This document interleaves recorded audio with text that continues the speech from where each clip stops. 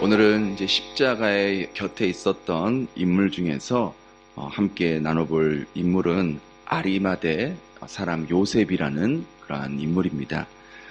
본문은 요셉을 아리마대의 부자 요셉이라고 그의 출신을 아리마대라고 소개를 합니다.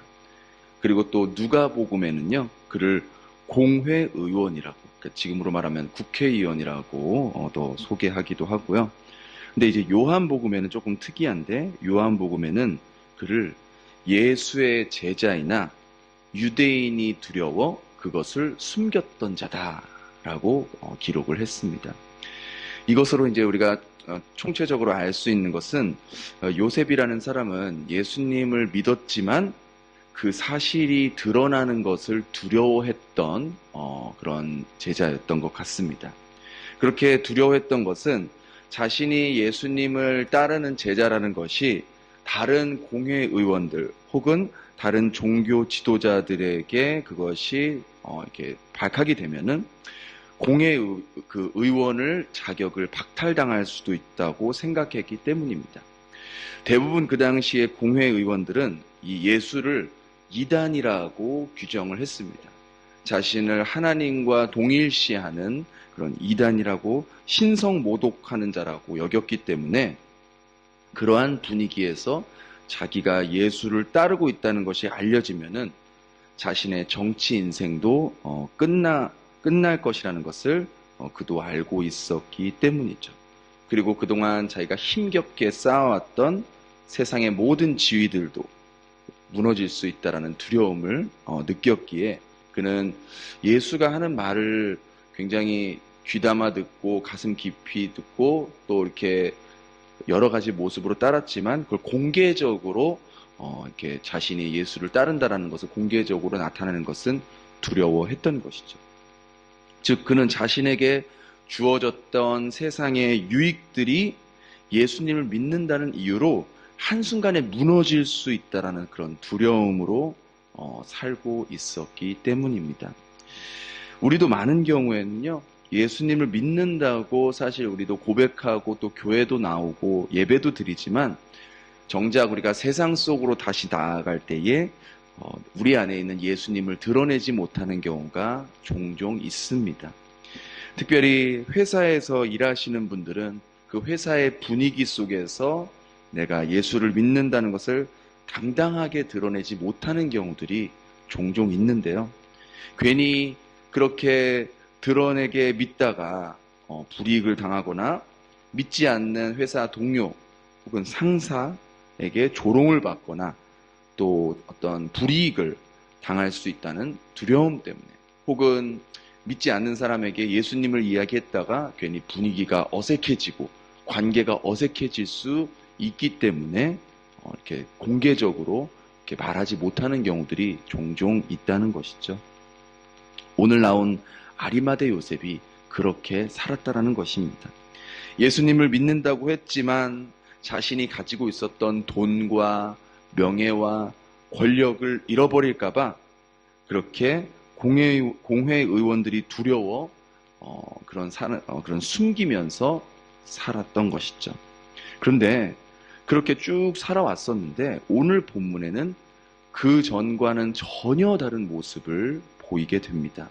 그것은 바로 빌라도가 이제 빌라도 앞에 나와서 내가 예수님을 이 죽은 시체, 예수의 시체를 내가 장사를 지내겠다라고 하면서 시체를 달라고 요구를 하는 거예요. 이것은요, 이 아리마대 요셉의 삶의 관점이 변화되는 순간이기도 했습니다. 예수님의 죽음을 장사 지내기 위해서는요, 시체를 요구해야 되지 않습니까? 시체를 달라고 하는 것은 그가 예수님을 따르는 제자임을 공개적으로 밝히는 행동과도 똑같은 것입니다. 예수님이 죽으신 후에 심지어 그를 따랐던 제자들, 그 제자들도 감히 예수님의 시신을 장사 지내는 것을 두려워했습니다. 왜 그랬죠? 예수님의 시신을 장사 지낸다는 것은 곧 내가 예수의 제자라는 것을 밝히는 것이기 때문에 혹시 그러다가 나도 저렇게 십자가형을 당할 수도 있다라는 어떤 그런 두려운 마음이 있었던 것이죠. 지금 제자들도 종교인들과 군중들이 두려워서 나서지 못하는 그 일을 예수님, 그전에는 예수님을 믿는 것을 숨기며 지냈던 아리마대 요셉이 당당하게 용기를 가지고 자진해서 예수님의 시체를 달라고 빌라도 앞에서 요구를 했던 것이죠. 이것은 다른 말로 하면 그동안 이 아리마대 요셉이 쌓아왔던 공회의원 자격과 사회적인 지위, 그리고 안정적인 삶을 잃을 수도 있다는 각오를 하고 예수님의 제자임을 공공연하게 나타냈다는 것이죠. 무엇이 예수님의 제자라는 것을 밝혀지는 것을, 그 두려워했던 것을 그가 이제는 당당하게 예수님의 제자임을 밝히는 동기가 되었을까요? 그것은 아마도 예수님이 십자가에 달리시는 그 과정과 십자가에서 보여주신 그 모습들을 보면서 아마도 그의 마음속에 급격한 회심과 또 이 예수님이 진정한 진리라는 것을 확신이 생겼기 때문일 것입니다. 그는 예수님이 십자가에서 하셨던 말씀들, 그리고 그 십자가에서 돌아가시면서 그의 모습들을 보면서 정말 저분이야말로 내 이웃을 내 몸과 같이 사랑하시는 분이구나. 정말 저분이야말로 수많은 그 선지자들이 예언해왔던 정말 그 메시아구나, 그 구원자구나 라고 확신이 생겼던 것이죠.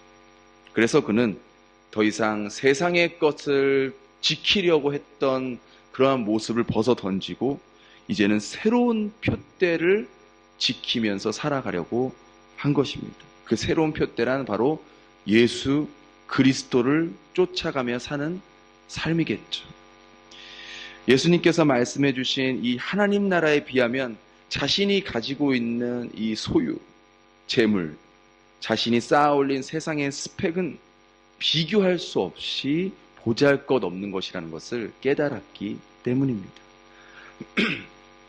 그리고 예수님의 장사를 지내기 위해 그는요, 자신이 나중에 죽으면 이제 자신의 그 시신을 이제 안장시키려고 했던 그 자기의 개인 무덤을 예수님의 시신을 먼저 안치시키는 데에 사용했던 것이죠.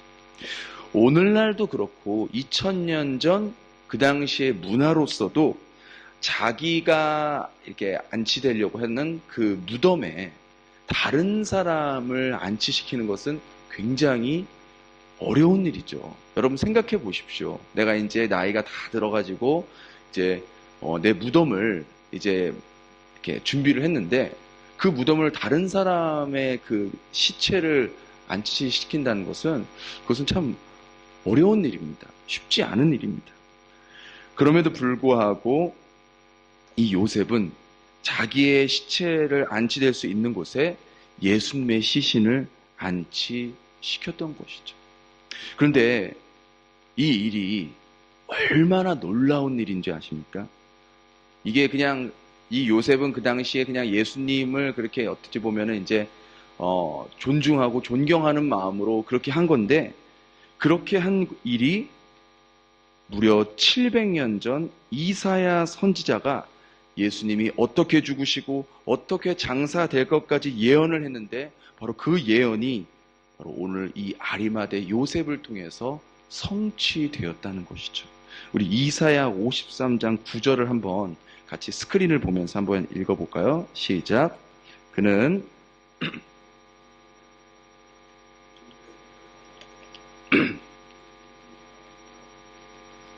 그 묘실이 부자와 함께 되었도다.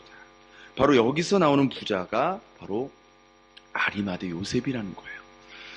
요셉은요, 자기가 이런 행동을 했을 때 그가 뭐 하나님의 말씀을 예언을 성취가 되는 것을 알았을까요? 전혀 몰랐죠. 그는 그저 자신의 양심대로 이제는 예수님을 공개적으로 믿고 따르기로 하고 예수님의 시신을 자신의 무덤에 안치시켰을 것 뿐인데 이것이 하나님께서 700년 전에 말씀하신 예언의 성취가 되는 바로 그 순간이었다라는 것이죠. 그가 훗날 이 사실을 알게 되었을 때 그의 마음이 어땠을까요? 하나님이 나 같은 부족한 자를 나 같은 죄인을 통해서도 하나님의 말씀을 성취한다는 것을 깨달았을 때 그가 얼마나 놀랍고 정말 감격스럽고 전율이 왔을까요? 전승에 의하면 요셉은 이렇게 공개적으로 예수님의 길을 따르기로 한 후에 이 사내들인 공회에서 출교를 당하고 또 재산을 몰수당했다고 합니다. 그러나 그는 세상의 것들을 잃은 그런 어떤 아픔보다는 이제 새로운 표대인 예수 그리스도를 쫓아가는 삶, 그 삶이야말로 바로 자신이 찾았던 삶이었고 그 삶 안에는 세상에서는 얻을 수 없는 진정한 의미와 가치들을 발견했다는 것이죠. 그는 12사도들과 함께 복음을 전하며 그리스도인의 증인의 삶을 끝까지 지켰던 것입니다. 결국 그의 삶이 하나님은요, 그의 삶을요, 사복음서 모두 기록이 되어 있습니다. 여러분들 예수님이 행했던 그런 사건들도 사복음서에 모두 기록된 사건은요, 굉장히 드뭅니다. 오병이어 사건이나 정말 중요한 사건들만 사복음서에 다 기록이 되어 있어요. 근데 오늘 바로 이 아리마대 요셉의 이 행동이 사복음서 모두에 기록이 돼 있다는 것이죠. 그것은 그만큼 하나님께서 이 아리마대 요셉을 아끼셨고 그의 행동을 귀하게 보셨다는 것을 우리는 짐작할 수 있습니다. 그리고 2000년이 지난 오늘날까지도 수많은 그리스도인들에게 도전을 주고 세상의 것을 붙들고 지키려는 삶이 아니라 그리스도를 따라가는 새로운 표대를 따라가는 삶의 표본을 우리들에게 말씀해주고 있다는 것이죠. 이장호 목사님의 그 질주를 멈추고 동행하자라는 그런 책에는 이러한 글이 있습니다. 예수님을 믿기 시작하면서 그전에는 없었던 갈등이 시작됩니다. 이전에는 눈에 띄지 않았던 사람들이 내 눈에 들어오기 시작합니다. 늘 우울해 보이는 상사, 피곤해 보이는 직장 동료, 출퇴근길에 마주치는 거린과 종이 박스가 잔뜩 실린 리어카를 끌고 가는 백발의 노인들이 우리의 마음을 불편하게 합니다. 마음속에 새로운 갈등이 일어나는 이유는 우리 안에 계시는 성령이 우리의 자아와 씨름하시기 때문입니다. 성령님이 예수님의 삶을 기억나게 하시면서 우리의 선한 결정을 기다리시기 때문입니다. 체코 속담에는 이런 말이 있습니다. 습관은 철로 만든 셔츠다. 습관은 철로 만든 셔츠다. 한 번 입으면 벗을 수 없다라는 의미입니다. 우리도 아직은 세상 속에서 이미 형성된 이 강철 셔츠 같은 이 습관과 마음들이 남아 있어서 우리를 힘들게 할 수도 있습니다. 그러나 포기하지 마십시오. 그리고 매일 우리의 더러워진 마음을 성령님께 맡기십시오. 그렇게 날마다 성령님과 함께 우리의 잘못된 마음의 성향과 삶의 습관들을 조금씩 씻어내는 성령 충만한 삶을 계속해 나갈 때 비로소 반복적인 죄의 습관을 이기고 강철 같은 삶의 셔츠도 벗어 던질 수 있을 것입니다. 그리고 주님께서 주신 새로운 셔츠를 입고 수많은 영혼을 주님께로 돌아오게 하는 삶을 살게 될 것입니다.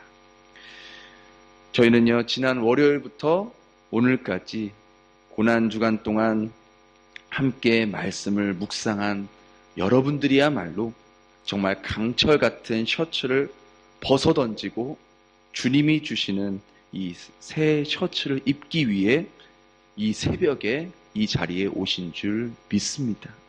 이제 우리는 예수님의 죽으심과 부활하심을 아는 것에서만 만족하는 것이 아니라 이제 그것을 아리마대 요셉처럼 조금씩 조금씩 우리의 삶으로, 우리의 믿음으로 나타내야 한다는 것이죠. 그동안 내가 예수님을 믿는 것을 다른 사람들 앞에서 부끄러워했거나 두려워했다면 이제 용기를 내서 그분의 제자임을 당당하게 드러내며 더 나아가 나의 가장 소중한 것까지 주님께 드릴 수 있는 이 시대에 아리마대 요셉과 같은 삶이 되기를 바랍니다. 그러할 때 우리 주님께서 우리의 삶을 밤하늘에 빛나는 별과 같이 또 정오의 태양과 같이 아름답게 높여 주실 것입니다. 그러한 삶이 될 수 있는 저와 여러분 되기를 예수님의 이름으로 축원합니다. 기도하겠습니다.